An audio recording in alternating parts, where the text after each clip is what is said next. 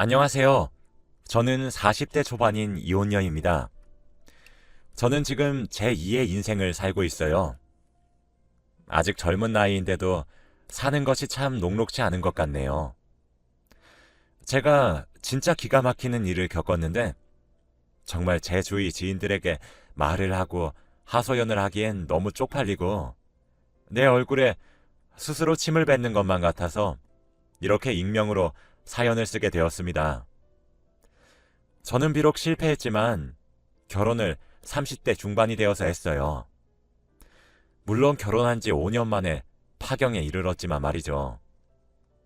30대 초반까지만 해도 결혼에 대한 독촉이 그렇게 심하지는 않았던 것 같은데 제가 중반이 되자마자 저희 부모님은 정말 빚쟁이가 빚을 독촉하는 것처럼 결혼을 독촉하기 시작하셨습니다. 전 사실 비혼을 희망하고 있었기 때문에 싫다, 관심이 없다, 만날 생각 없다 등의 말로 요리조리 피해갔지만 정말 힘들었죠. 하지만 주위에서 아이를 낳아 행복하게 지내는 모습이 내심 부럽기도 했고 부모님의 등살을 제가 이기기 힘들단 것도 깨달았기 때문에 부모님이 가져오는 선자리를 죄다 나가게 되었습니다. 물론 대부분의 선자리는 실패했어요. 애초에 제 마음가짐이 결혼에 회의적이었으니 당연한 결과이긴 했죠. 하지만 전 남편과의 선자리는 성공적이었습니다. 전 남편은 저보다 2살이 많았어요. 심지어 누가 봐도 호남형의 얼굴에 키도 컸고 젠틀한 사람이었죠. 매너도 좋았고 아주 섬세해 보였습니다.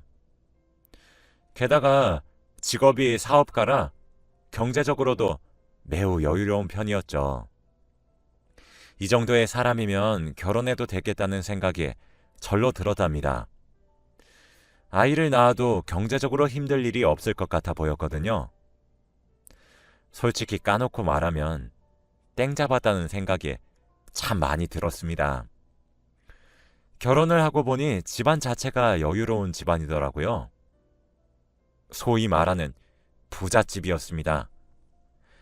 저희 친정도 사실 어디 가서 얕잡아 보일 집안은 아니라고 생각하지만 정말 부의 차이가 어마어마하더라고요.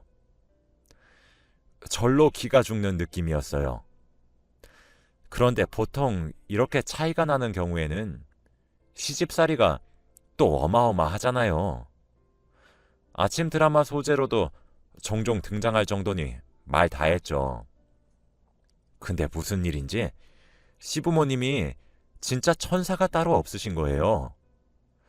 심지어 전 남편이 외동아들이라 시집살이 심하게 하시겠지 싶었는데 그저 우리 며느리, 우리 며느리 하시며 절 귀히 여기셨죠.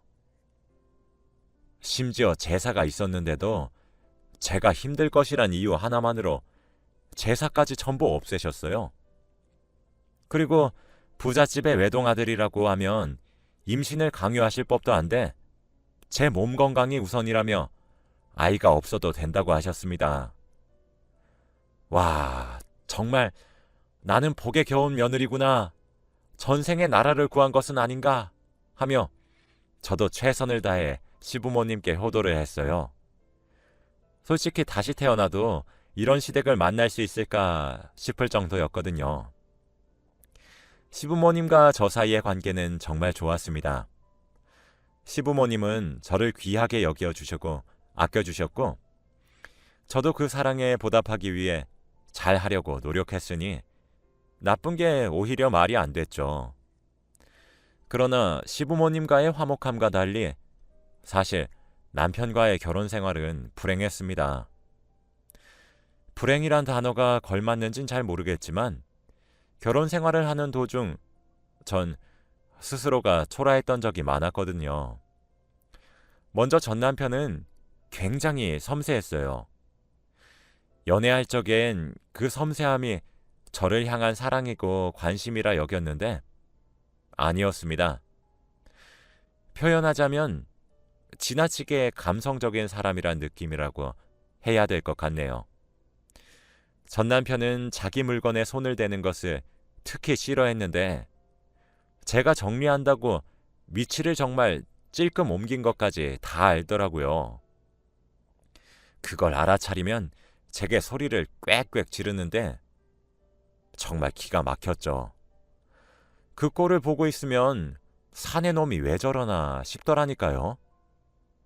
그리고 또 부부간의 사랑을 잘 나누지 않았어요. 아무래도 남자는 성욕이 여자에 비해 훨씬 더 강하다고 하는데 연애할 적에도 결혼한 뒤에도 무슨 부처님도 아니고 제게 손끝 하나 대려고 하지 않더라고요. 저도 처음엔 지켜주는 것 같아서 좋았는데 제가 문화재냐고요.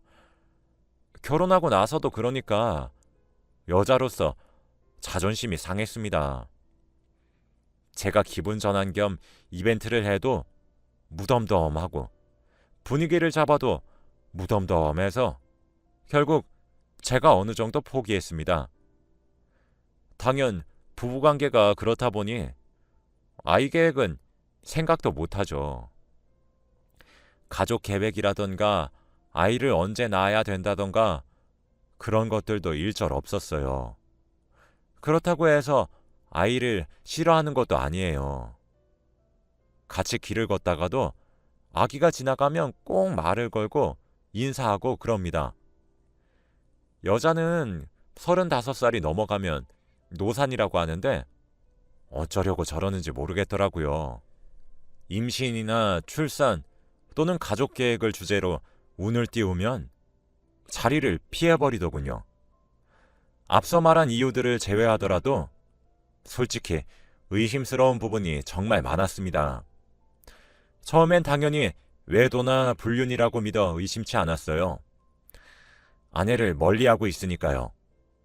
하지만 제가 아무리 흔적을 뒤져도 남편에게 다른 여자의 흔적은 잡히지 않더라고요. 몰래 미행도 했었는데 회사랑 집만 오가는 아주 건전한 삶을 살고 있었습니다. 하지만 진실은 제 상상을 초월하는 것이었어요. 정말 충격적인 반전이 숨어 있더군요. 차라리 딴 여자랑 바람을 핀 것이 100배, 아니 1000배는 나았을 겁니다. 그럼 내가 맞바람을 필 수도 있고 또는 제게 미안하다, 잘못했다, 두 손 모아 싹싹 비는 남편을 용서하고 우리 다시 잘 살아보자 하면서 가정을 지키려고 노력을 했을지도 모르는 일이니까 말이죠. 시부모님 두 분 모두 저를 너무 좋아하셨어요. 제게 너무 친절하셨고 시어머니는 정말 우아하셨죠. 진짜 며느리 사랑이 하늘을 찌를 정도셨거든요. 뭐든 다 해주고 싶어 하셨고 노력도 하셨고 실제로 다 해주셨죠. 저희 신혼집은 시댁이랑 가까워서 종종 시댁에 남편과 함께 방문해서 저녁을 함께 먹었어요. 그렇게 저희 부부와 시부모님 이렇게 넷이서 둘러앉아 마당에서 바베큐 파티도 하고 조촐하게 차려 먹기도 하고 그렇게 소소하게 보냈죠. 제 상상을 초월한 비극이 일어난 날. 그날도 어김없이 우리는 시댁에서 함께 저녁을 먹기로 했어요.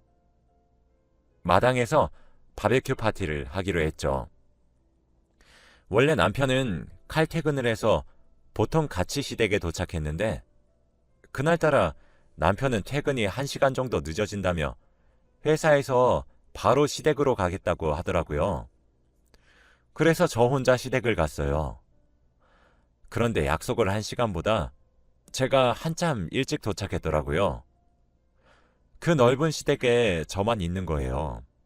시부모님께 전화를 드려서 언제쯤 도착하시냐고 여쭤보니 지금 빨리 가고 있으니까 거실에서 TV 보면서 쉬고 있으라고 하시더라고요.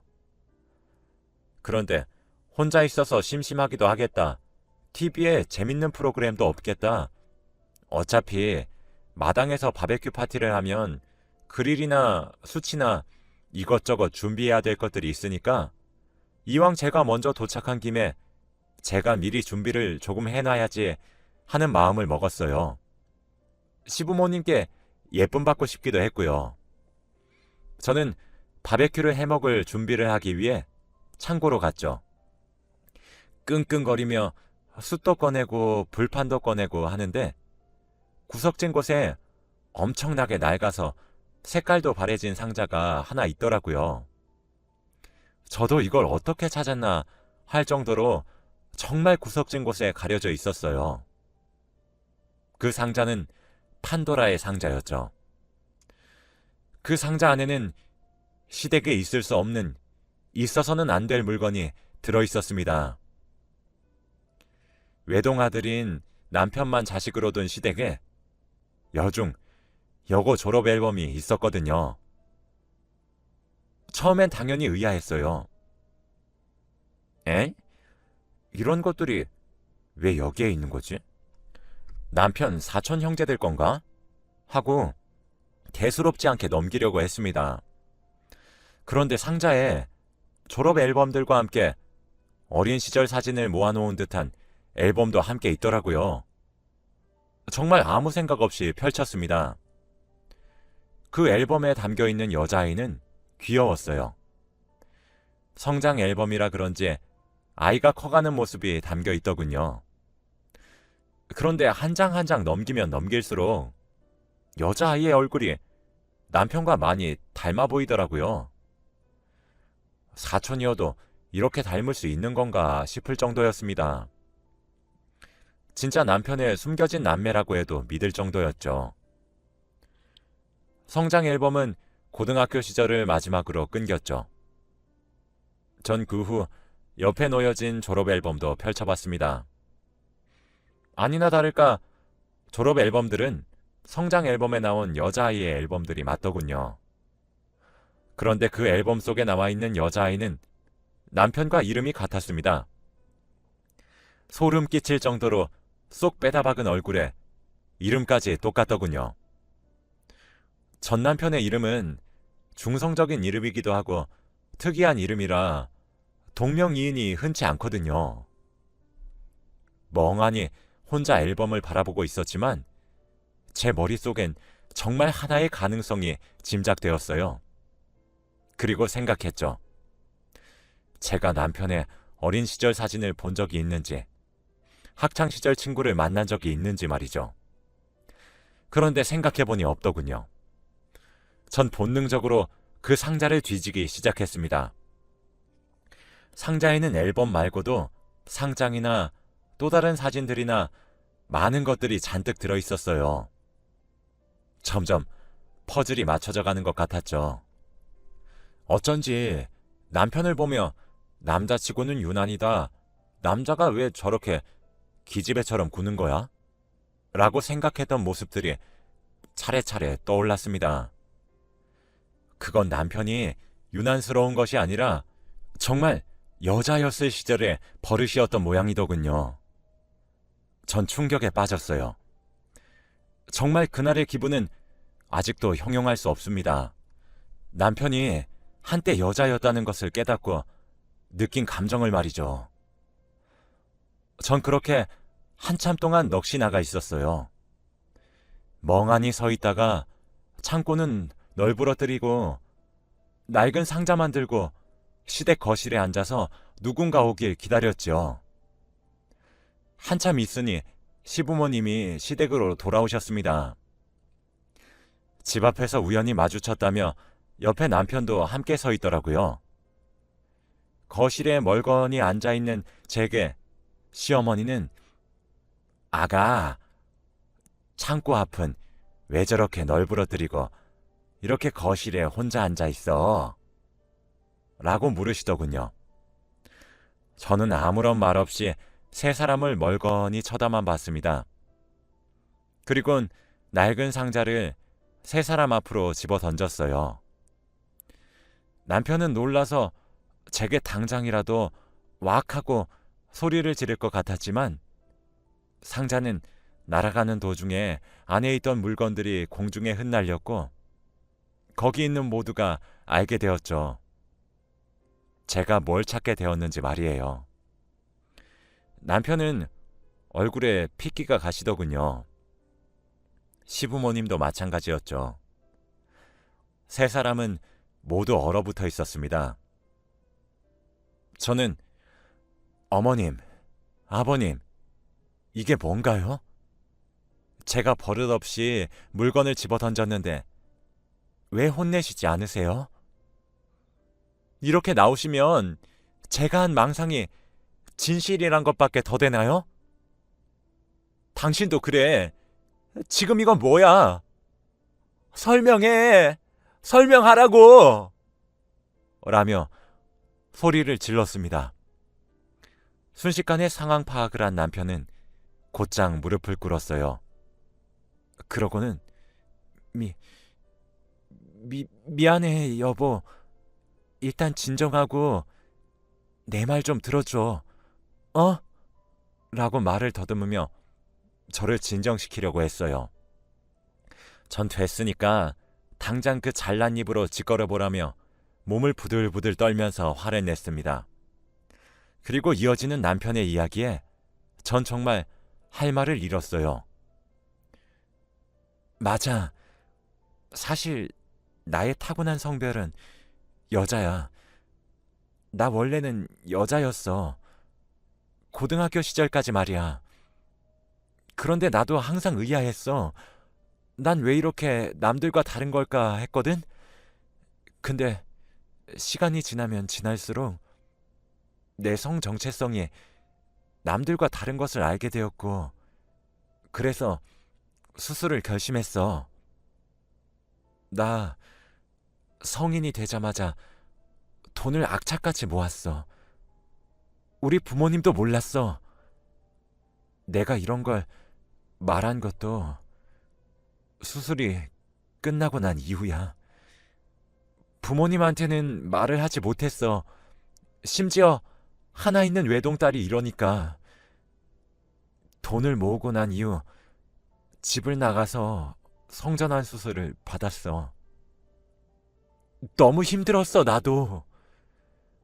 수술이 끝나서 성공적으로 남자가 된 이후 부모님을 찾아갔지만 부모님도 날 외면하셨어.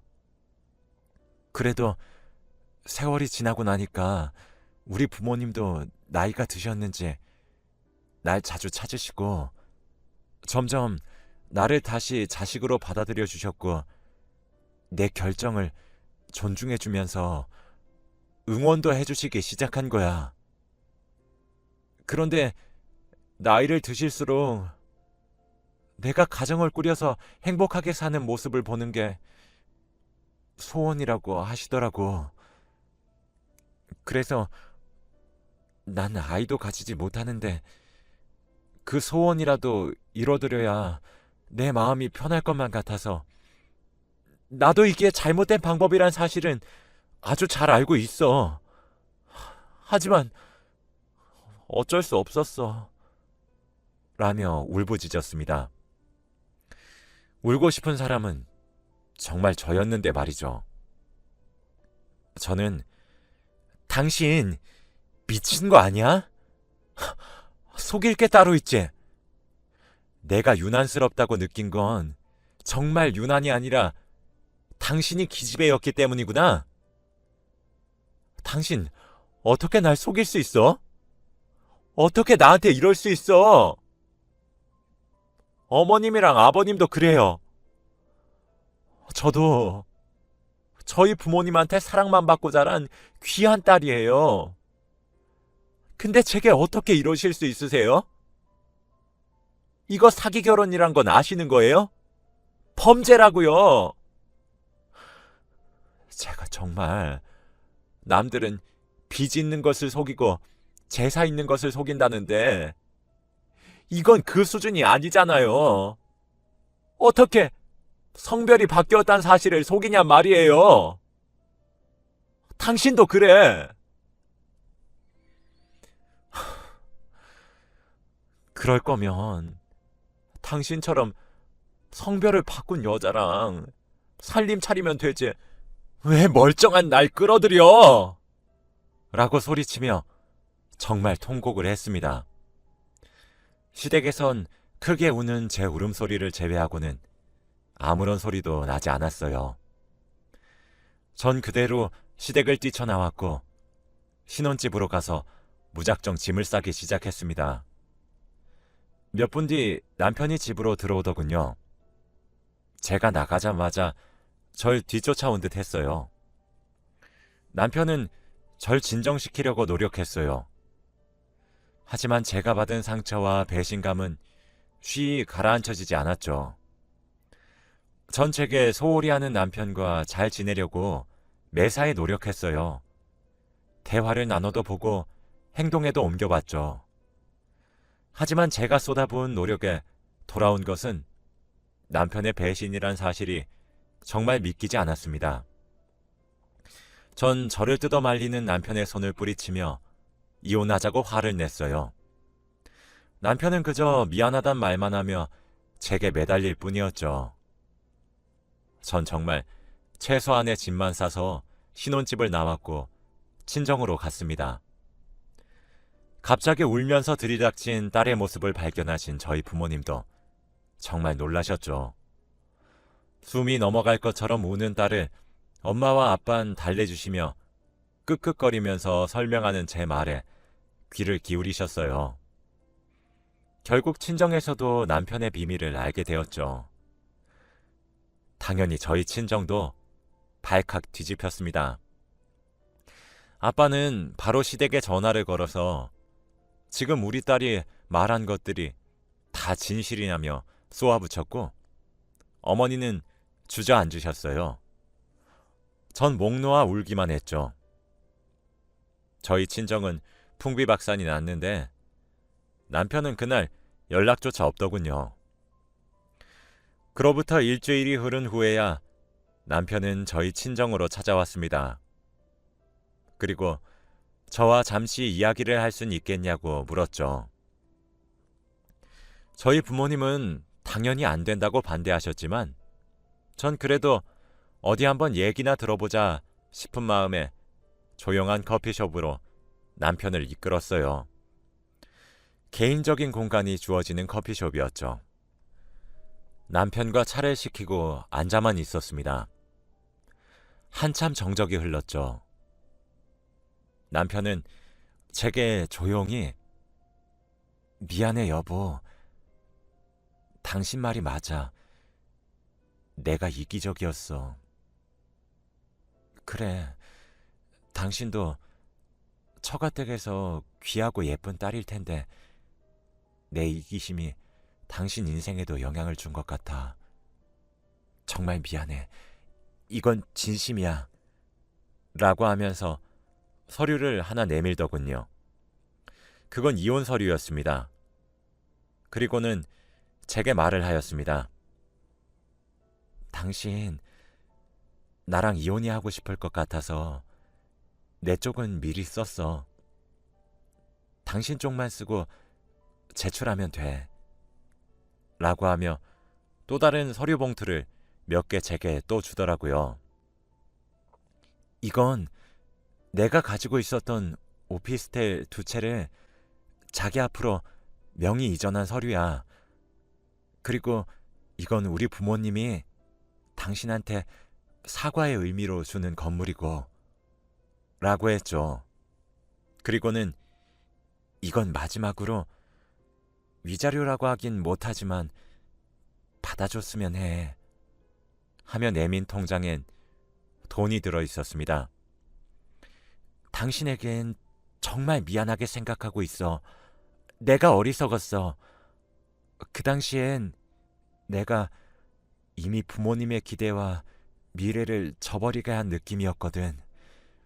부모님 마지막 소원이란 말에 내가 냉정을 잃었던 것 같아. 당신에게 주는 이 모든 것들이 위로가 되지 않겠지만 조금 위안이 되길 바라는 마음뿐이야. 정말 미안해. 라고 사과하는 남편에게 저는 마다하지 않을게. 만일 당신이 날 이렇게 속이지만 않았다면 우린 결혼은 하지 않았지만 당신에게 정말 좋은 친구가 되어주었을 거야. 이혼 서류는 접수하고 당신한테 연락해 줄게. 시부모님께도 말씀 전해줘. 마지막이지만 얼굴 뵙고 인사드릴까 했는데 그건 또 아닌 것 같거든. 앞으로 당신도 잘 살아. 다른 집 딸내미들 인생 괴롭히지 말고 혼자 살아. 라고 얘기한 뒤 서류들을 들고 일어나 친정으로 돌아갔습니다. 그리고 이튿날 전 이혼 서류를 접수했고 우린 그렇게 협의 이혼을 하게 되었습니다. 제 결혼 생활은 그렇게 막을 내렸죠. 후에 알고 보니 시부모님과 전 남편이 제게 준 위자료 명목의 재산은 수억 원이 넘는 가치를 가지고 있었더군요. 아마 제게 죄스러운 마음을 표현한 가치였겠죠. 전 그 건물들을 사용해 형편이 매우 넉넉해지긴 했습니다. 다시 일도 배우고 있고 점점 일상생활에 녹아들고 있어요. 아직 제 주위 지인들은 성격 차이로만 이혼한 줄 알고 있습니다. 저도 전 남편의 비밀은 끝까지 지켜줄 생각이긴 합니다. 전 여전히 비혼주의의 인생을 살아가고 있어요. 그래도 더 행복해지려고 노력하려고 해요. 다들 응원해 주시길 바랍니다. 제 하소연을 들어주셔서